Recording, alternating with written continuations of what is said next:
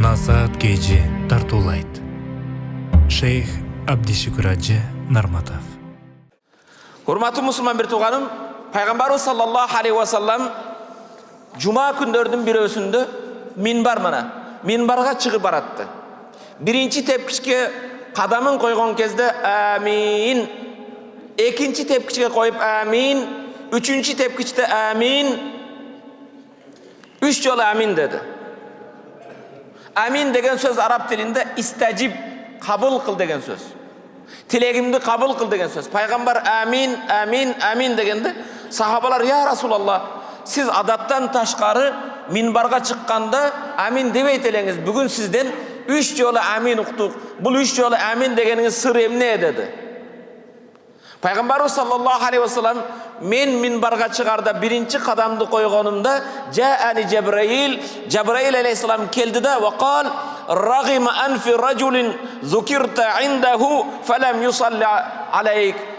Рагима анфи имриин.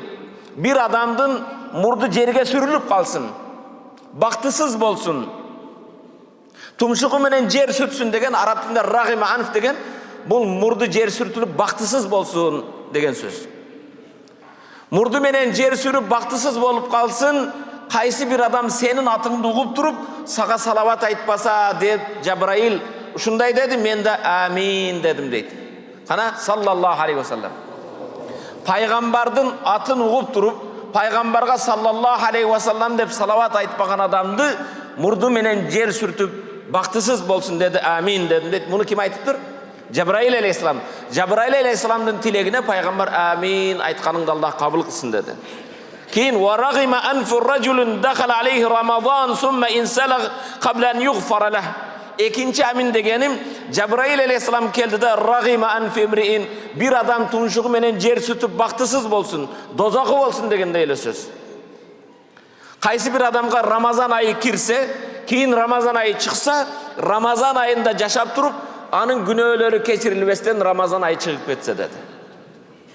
Урматтуу мусулман бир тууган, Рамазан айы кирди, Рамазан айында бир ай жашап туруп күнөөлөрүнү кечиртилер бастан, тооба кылбастан, ибадат кылбастан Рамазан айын өткөзүп жиберген адам тумшугу менен жер сүртүп бактысыз болсун деди, амин дедим дейт. Үчүнчү амин варагима анфи раджулин адрака индаху абаваху ал-кибара фалам ядхулаху al-janna. Тумшугу менен жер сүртсүн, бактысыз болсун.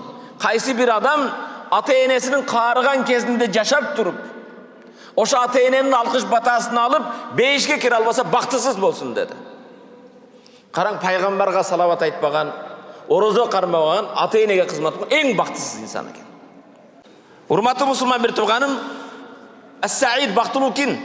Бактылуу адам маниктана мавасими шухур, ушундай Аллах Тааладан көп эсе сооп иштей турган айлардан пайдаланган инсан.